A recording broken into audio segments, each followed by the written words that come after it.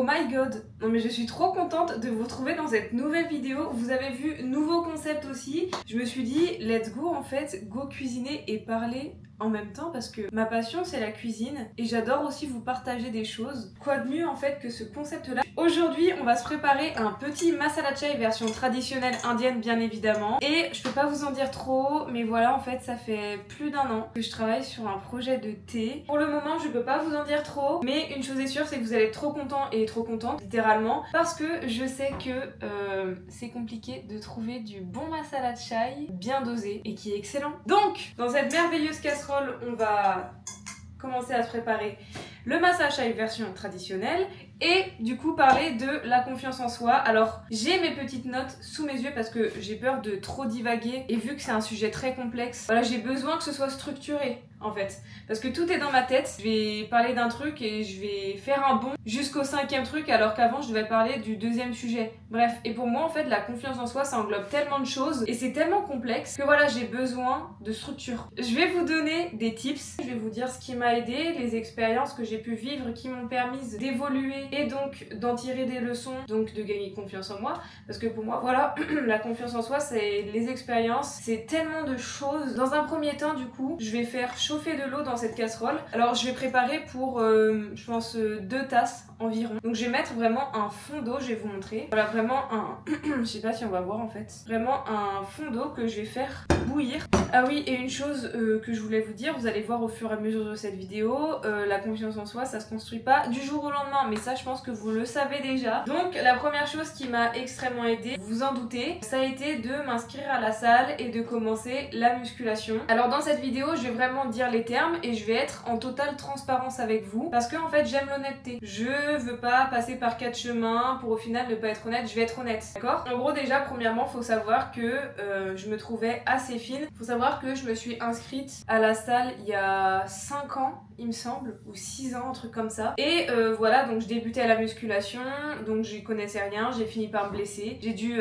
faire un arrêt forcé pendant 8 mois, donc j'ai perdu tous mes résultats. C'est une image de moi, la toute première fois où je me suis inscrite à la salle et que j'ai commencé. Là, c'est une image de moi où j'ai dû reprendre la muscu après 8 mois d'arrêt. Voilà, je me trouvais extrêmement fine, je me sentais vraiment pas bien dans mon corps. Et je vais dire les termes. Du coup, bah, vous savez que ma poitrine, ça a été un complexe pendant beaucoup d'années. J'ai mis énormément de temps avant de l'accepter et en fait le truc c'est que bah dès que j'arrêtais la muscu du coup je devenais fine, très fine, donc je perdais un peu mes épaules, bref ma largeur, tout ça quoi, voilà t'as compris, juste je perdais tous mes muscles et donc j'avais l'impression que ma poitrine prenait toute la place sur mon corps littéralement et je me trouvais disproportionnée. Donc en fait juste je ne m'acceptais pas dans ce physique là. Ce qui m'a beaucoup aidé justement du coup ça a été de reprendre les entraînements petit à petit et de me rebâtir un physique dans lequel je me sens bien. Là aujourd'hui je me sens extrêmement bien dans ma peau, je n'ai plus de complexe vis-à-vis de ma poitrine, c'est quelque chose que j'accepte aujourd'hui et je me sens bien avec, donc voilà tant mieux j'ai envie de te dire. Et voilà en fait le truc c'est que la muscu, outre le physique, bon c'est important le physique mais outre le physique, ça a été voilà d'évoluer en fait, surtout au niveau des charges. Je te donne un exemple, quand tu passes de 10 kg au RDL à presque 100 kg au RDL, bah ça te procure quelque chose en toi, bah ça te booste et ça te donne confiance en toi et c'est cette évolution aussi qui m'a permis en fait voilà de gagner confiance en moi et de me rendre compte que ok je suis capable de faire ça. Ça m'a donné confiance en moi, tu vois, quand par exemple quand t'apprends à travailler pendant des mois une traction, le jour où t'arrives à en faire une, ça te booste, ça y est, t'as gagné confiance en toi quelque part, un petit peu tu vois. Et donc voilà la muscu globalement sur tous ces points là, voilà ça m'a énormément aidé. Je sais pas mais on se sous-estime tous. Homme-femme, on a tendance à beaucoup se sous-estimer. Dès que j'ai commencé un peu à progresser et par exemple à passer une traction, j'ai arrêté de me sous-estimer et du coup j'ai commencé à lester mes tractions et tout ça. Et je te demande mais en fait on est tellement capable de plus. Bien évidemment, faut pas se blesser. Mais le fait d'arrêter de me sous-estimer, et bah du coup, ça m'a permis de progresser encore plus et donc de gagner plus confiance en moi. Je sais pas si c'est clair. Vraiment, j'essaye d'être le plus clair possible. Mais voilà, et aussi un truc qui rejoint la muscu et qui est extrêmement important. Et je sais que beaucoup d'entre vous le font. Voilà. Et c'est pas bien. Je le dis. Arrêtez de vous comparer aux autres, s'il vous plaît. Arrêtez de vous comparer aux autres. C'est quoi votre problème en fait? Non, je déconne. Non, je sais que c'est compliqué d'arrêter de se comparer aux autres. Faut se rendre compte que quand tu te compares à telle personne, par exemple, tu connais pas son chemin.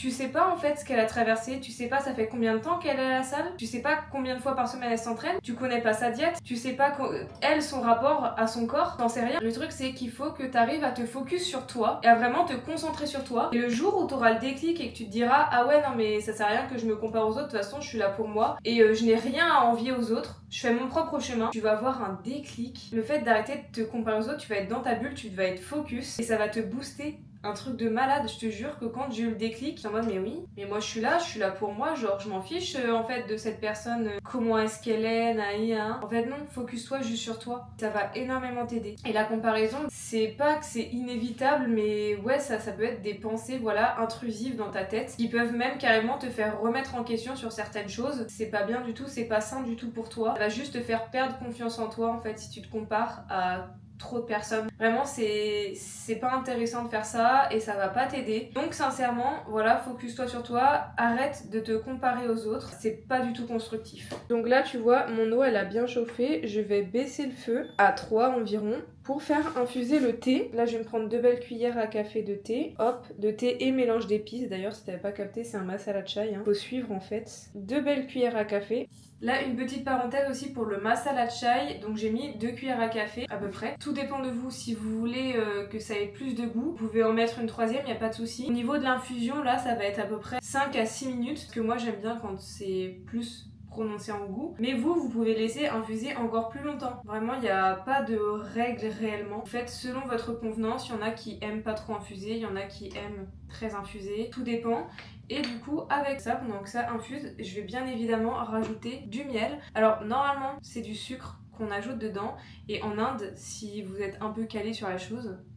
Non, je déconne. Si vous savez pas, voilà, ils le sucrent énormément. Genre vraiment, ils le sucrent à balle. Forcément, en fait, le fait de sucrer le masala chai, ça va apporter quelque chose de très caramélisé. Et eux, du coup, justement, ils en ajoutent beaucoup pour avoir ce côté caramélisé et du coup velouté une fois qu'ils ajoutent le lait. Mais je suis un peu une meuf healthy. D'accord ? Donc moi ce sera du miel et ce sera 2 cuillères à café de miel. Vraiment vous devez être en mode mais c'est quoi cette meuf en fait?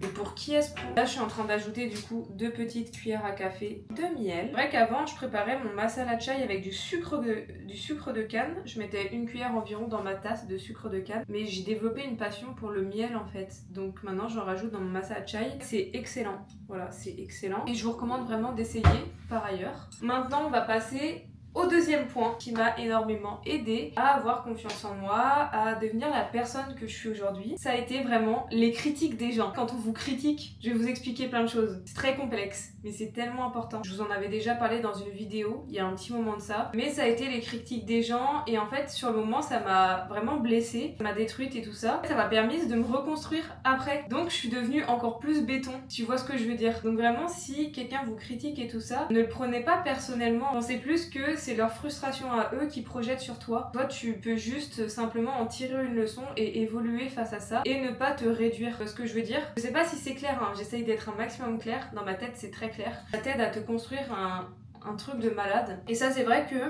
je me répète beaucoup dans des vidéos, je vous en parle souvent. Quand une personne elle te rabaisse sur quelque chose, c'est pas vis-à-vis de toi, c'est plus vis-à-vis d'elle, c'est, voilà, comme je l'ai dit, c'est sa frustration à elle. C'est ce que cette personne-là n'est pas capable de faire ce que toi t'es en train de faire. Donc vraiment le prends pas comme ça. Je sais que ça fait mal sur le moment. Parfois j'y pense pendant quelques jours quand on me rabaisse sur quelque chose. Et après je suis en mode mais en fait c'est juste que cette personne a un problème avec elle-même et pas avec moi. Donc sur le moment ça m'a blessée. Je me suis posé des questions. Vu que quelque part ça te blesse, tu te construis encore plus. Et tu te bâtis encore plus un truc en toi qui t'aide à encore plus devenir meilleur. Je sais pas comment t'expliquer. J'espère que c'est clair et j'espère que tu l'as compris au minimum. Un point qui est très important, c'est de savoir poser tes limites, ok? Dans le sens où, fais-toi respecter. Mais avant de vouloir se faire respecter, respecte-toi toi-même. Comment veux-tu que les personnes te respectent si toi-même tu ne te respectes pas? Et je sais que c'est un peu bizarre dit comme ça, on est en mode mais cette personne elle me respecte pas, genre je comprends pas. Et t'as envie de prouver à cette personne qu'elle te doit le respect. Toi-même traite-toi de la bonne manière. de façon à ce que les gens le voient et finissent par te respecter. Non mais quand je vous dis que je me suis fait écrabouiller pendant tellement de temps, mais c'est parce que je me respectais pas moi-même. Et donc les personnes se disaient qu'elles avaient le droit, vu que je posais pas mes limites vis-à-vis de moi, vis-à-vis d'elles, bah du coup elles osaient venir m'écraser. Elles venaient m'écraser et en fait j'ai souvent remis la faute sur l'autre personne, mais en fait non, ça venait de moi. Il faut que tu saches dire non, il faut que tu arrives à poser tes limites en fait. S'il y a une situation dans laquelle tu te sens pas bien, dans laquelle on te minimise, dans laquelle on t'écrabouille littéralement, il faut que tu arrives à être forte ou fort sur le moment et à dire stop. Et ça c'est se respecter, littéralement. Je l'ai vraiment compris il y a quelques mois de ça. C'est un game changer. Avant j'étais cette personne qui disait oui à tout, même quand la situation me dérangeait, quand voilà on me faisait des remarques, je rigolais naïvement. J'étais en mode en fait ça me plaisait pas, mais je rigolais nerveusement. Maintenant si ça me fait pas rire, juste ne pas rigoler à une remarque de quelqu'un qui te blesse, ce n'est pas être méchante ou méchant, d'accord? C'est savoir poser ses limites et c'est savoir se respecter. Si une personne te dit par exemple mais t'as maigri, mais après ça te va bien, hein, t'inquiète, et que toi t'es là en mode ça marche. En fait non, juste tu lui dis pourquoi tu me dis ça, je comprends pas. Tu t'en fous. Et par contre toi, ne te justifie pas auprès de ce genre de personnes. Elles ne méritent pas en fait d'entendre tes justifications. Vraiment pas, hein. Ce genre de personne c'est out, t'as rien à perdre en fait. Et pourquoi tu la fréquentes cette personne alors qu'elle te fait sentir comme ça? Donc déjà, raye-la de ta liste, la revois plus jamais de ta vie. Moi, combien de personnes j'ai laissé entrer dans ma vie alors qu'elles me détruisaient littéralement? Maintenant c'est next, je perds pas de mon temps avec ce genre de personnes. Et vous allez me voir comme étant quelqu'un, peut-être que vous me voyez comme étant une personne, voilà, hautaine ou je sais pas quoi. Juste je me respecte et je connais mes limites et je sais qui est-ce que je laisse entrer dans ma vie. Tu vois ce que je veux dire? Ça va vraiment te faire évoluer, ça va vraiment te faire changer. C'est à ce moment-là où tu décideras ce genre de choses, que les bonnes personnes vont venir à toi et que la vie t'amènera, voilà, des ondes positives, des choses positives, des gens positifs dans ta vie. Et d'ailleurs, justement, en parlant de poser des limites, l'exemple que je vous ai donné en mode ah mais t'as maigri, non? Bah ça m'est arrivé il y a quelques mois, voilà, il y a 2 mois. Voilà, une personne que je connais même pas tant que ça qui m'a dit ah mais t'as maigri, non? Mais après ça te va bien, hein?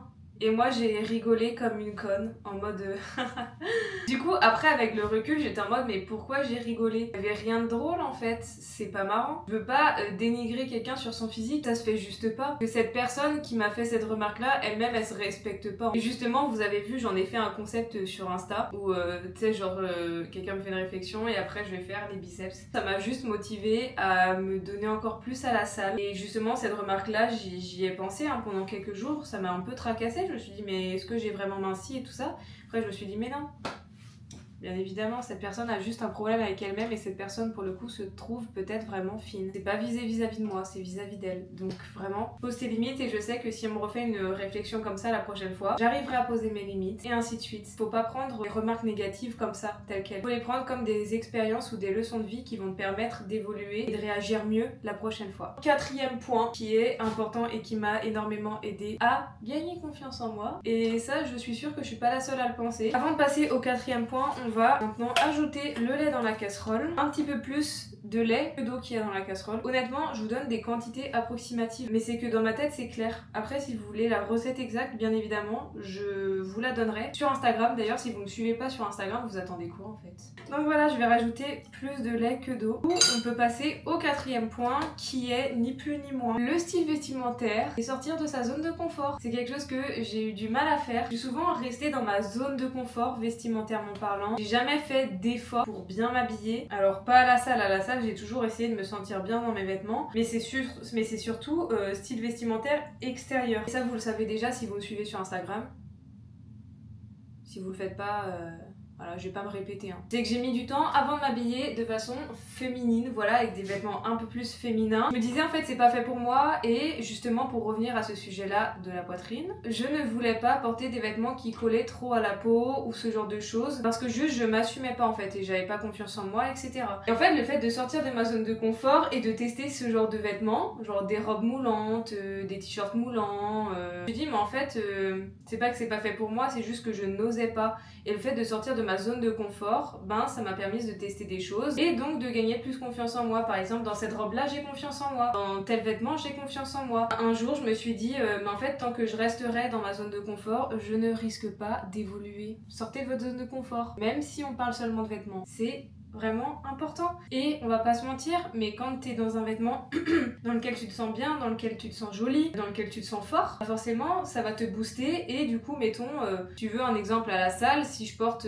un bed d'outfit, je vais être mieux dans ma séance et je vais plus performer. Tu vois, par exemple dans la rue, si tu marches dans un vêtement dans lequel tu te sens confort mais tu te sens pas non plus, tu vois ce que je veux dire, bah tu vas marcher différemment, peut-être avec les épaules plus recroquevillées, plus avec le dos rond. Alors que si tu portes un vêtement, je sais pas, qui te booste un peu plus, tu vas tenir plus droit et tu vas marcher avec le torse bien plus droit et plus confiant. Bah ça justement c'est ce qui t'aide à avoir confiance en toi. Et moi je l'ai remarqué quand je vais faire mes pas dehors, quand je porte par exemple un gros sweat et un gros jogging, je vais marcher en mode je m'en fous en fait.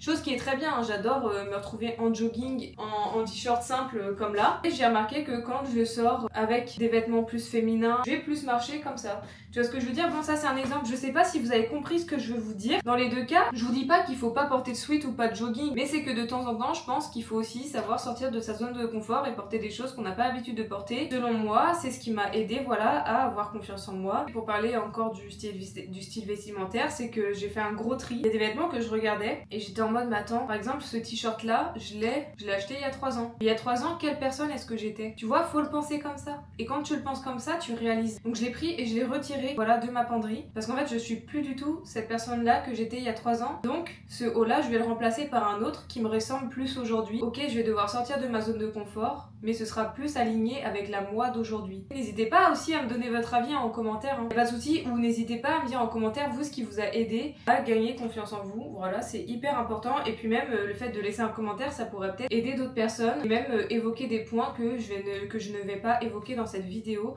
Voilà, parce que tout ce que je vous dis c'est basé sur ma propre expérience, c'est propre à chacun je pense aussi, mais si ça peut vous aider, moi je peux être que content. Maintenant on va pouvoir passer au 5e point. Voilà, vraiment là je vous donne, c'est des clés qui sont vraiment précieuses et je suis trop contente de vous les partager aujourd'hui parce que voilà, encore une fois je suis tellement contente de peut-être me dire que ça peut vous aider. La visualisation, si t'as jamais essayé la visualisation, fais-le dès que tu peux. En fait c'est tellement un outil puissant ce truc là. Je le fais depuis déjà quelques années, ça m'a énormément aidé et justement je vais te donner des petites anecdotes au fur et à mesure. Quand je reprends mes carnets d'il y a 3 ans, c'est un truc que je fais chaque année. Ouais, ok, attends, on va reprendre. Un truc que je fais chaque année, c'est que j'écris dans mon carnet la personne que je veux devenir et je m'écris à la moi du présent comme si j'incarnais cette personne. Donc ce sera 2 paragraphes différents. Par exemple, là j'ai repris mon carnet d'il y a 3 ans. Purée, mais je sais pas parler, c'est une folie. Quand je veux écrire la personne que je veux devenir, par exemple cette année-là, je reprends le carnet de l'an passé ou des années passées et je lis ce que j'avais écrit pour voir si ça correspond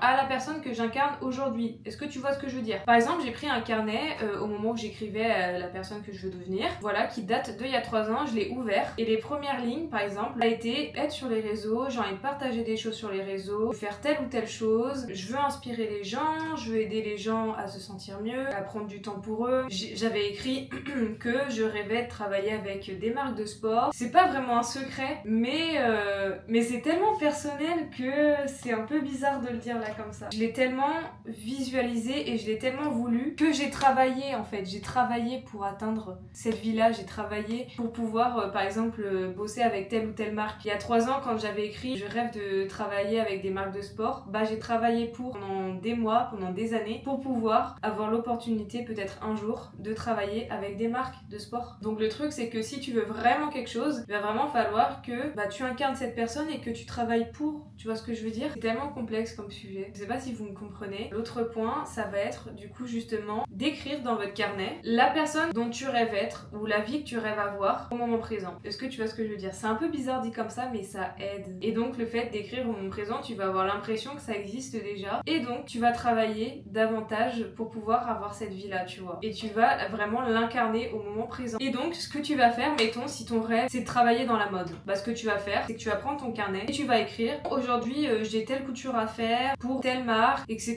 etc. Là au moment où t'écris ça, tu n'es pas du tout en train de faire ça, tu vois, mais ça risque d'arriver dans les années futures parce que tu le veux tellement que tu l'écris et du coup tu vas le visualiser et travailler pour pouvoir atteindre cet objectif. Du coup, pour revenir à la confiance en soi, cette sensation quand tu ouvres ton carnet qui date d'il y a 3 ans où t'as écrit la vie que tu aimerais avoir ou la personne que t'as envie d'être et que tu l'incarnes 2 ou 3 ans plus tard, t'es en mode ok, bah c'est quelque part une petite victoire, tu vois, à ne pas minimiser, et ça te booste tellement, et ça te donne tellement envie de devenir encore plus meilleur. Vraiment, c'est des clés que je vous donne qui sont assez perso, mais qui m'ont énormément aidé à construire des choses, à gagner confiance en moi. Voilà, je sais pas si ça pourra vous aider, si vous aimez écrire et tout ça, mais même si vous aimez pas, c'est un exercice qui est assez puissant. Voilà, c'est très puissant, et je vous recommande vraiment de faire ça, et vous verrez que vous allez y prendre goût, en fait. Voilà, vous allez kiffer. 6e point, justement, pour parler des carnets, on va parler des carnets. C'est tellement important les carnets, si vous n'en tenez pas un, allez à la Fnac, il y en a, vraiment, allez chez Emma, il y en a, allez,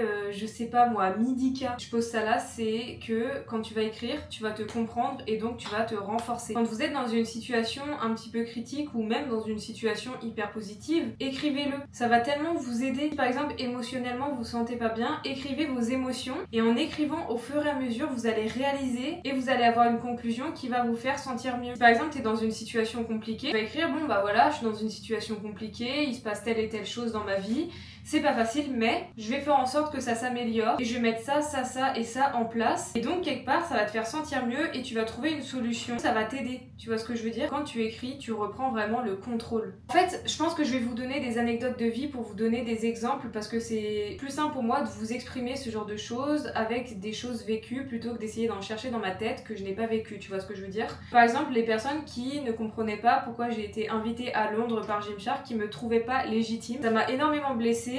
Et donc j'ai pris mon carnet et j'ai écrit cette personne c'est comme si cette personne disait que je n'étais pas légitime d'être invitée à Londres par Gymshark. Pour quelle raison? Je suis blessée, je ne comprends pas, mais je suis légitime parce que j'ai travaillé dur, j'ai des bons concepts de vidéos, parce que des gens se reconnaissent dans mes vidéos, parce que j'aide les gens dans mes vidéos, parce que je fais du contenu de qualité, parce que je poste des photos de qualité. Le fait d'écrire, c'est que tu reprends le contrôle sur la situation et t'es en mode ok, mais en fait cette personne a tort, je suis légitime. Et en face de cette personne qui te fait ce genre de critique, t'auras envie de te justifier, tu vois, d'expliquer un peu, mais non, lui donne pas ton énergie, c'est pas nécessaire. Donc juste prends ton carnet en rentrant chez toi et écris tout ça. Allez, maintenant on va pouvoir filtrer la préparation du masala chai. Vraiment c'est magnifique, je suis trop fan.